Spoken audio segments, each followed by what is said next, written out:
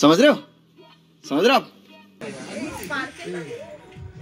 भारत माता की जय। कहना क्या चाहते हो? Happy birthday two.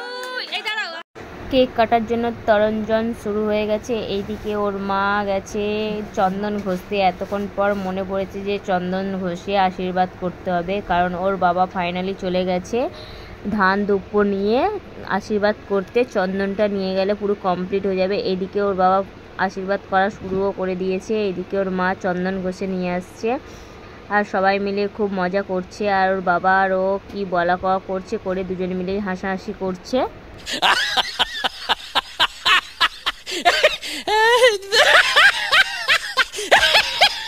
ছিল উলুটা মৃগাঙ্কুর। আমি তো নামটা বলতেই পারিনি।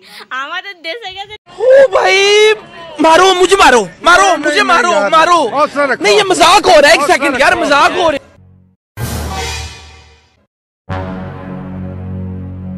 দেখো পাশে যে ক্যামেরা নিয়ে বসে আছে, কত রকমের জিনিস নিয়ে বসে আছে। দেখো রিমোট, স্ট্যান্ড, সব কিছু নিয়ে বসে আছে ইউটিউবার।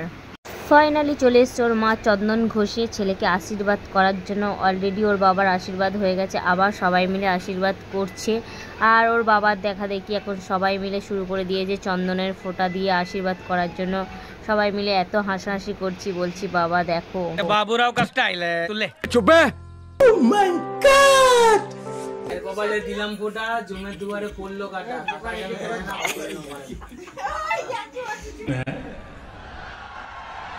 वाह क्या सीन है।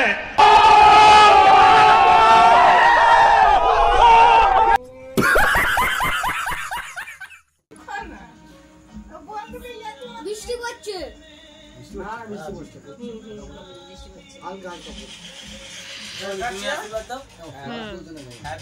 Happy birthday to you, happy birthday to you, happy birthday.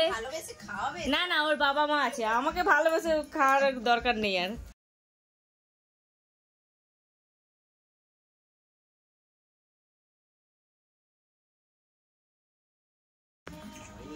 চলে গেল কেন? Happy birthday to you, happy birthday to you. Flash মারো না, ফ্ল্যাশ মারো না।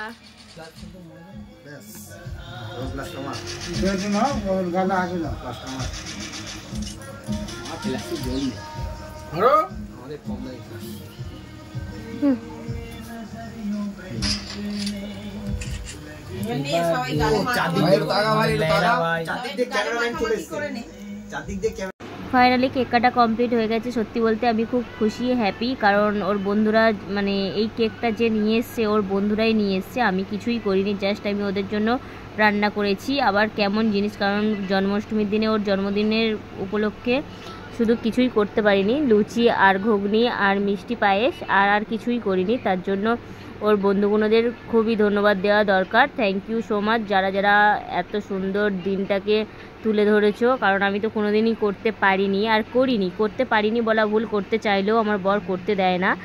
তার জন্য ওরা সারপ্রাইজ দিতে চলে এসছে। আর আমার সত্যি খুব ভালো লেগেছে, কিষানও খুব আনন্দ পেয়েছে, ও খুব পছন্দ করেছে। ভিডিওটা ভালো লাগলে লাইক করো, টাটা, বাই বাই। এইভাবে পাশে থেকো।